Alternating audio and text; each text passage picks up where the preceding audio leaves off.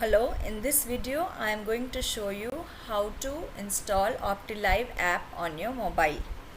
So the first step is to search for Optilive on the Google Play Store. So you have to type Optilive, spelling is Optilive. You will get this icon, so you have to look for this icon, and this product is by Yaksh Technologies. So once you get that, you have to click on install. So this is step 1 for installing the Optilive app. So you click on install and it's going to open. The next step will be you have to click on open. So let's see once this is installing, after that what happens.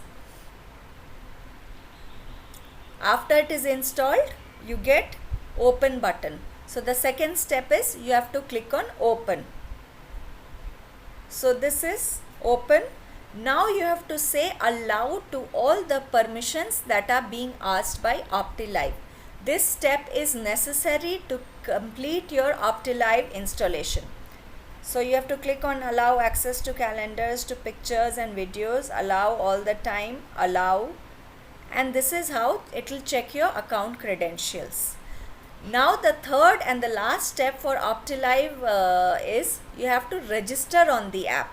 Register means you have to provide any email ID and the mobile number on which you have installed the app, not any other mobile number.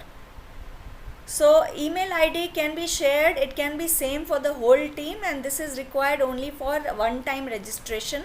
We do not use it. So it can be any email ID of your organization, or it can be your personal email ID also.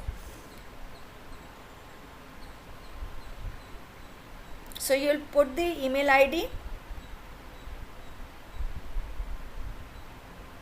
and you'll put the mobile number on which you have installed the app, and then if you agree to allow to upload the above data, please click register.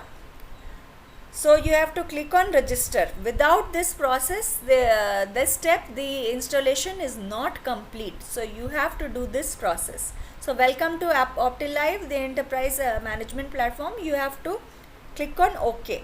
So this is one time app installation, and the screen that you will get is this plain blank screen because it is a B2B app. We'll install it from the backend. We'll have to configure your company organization account, and then you will see the relevant screen. So you can click on exit now. Exit Optilive, that's it, and let's see. This is how it's going to appear on your mobile.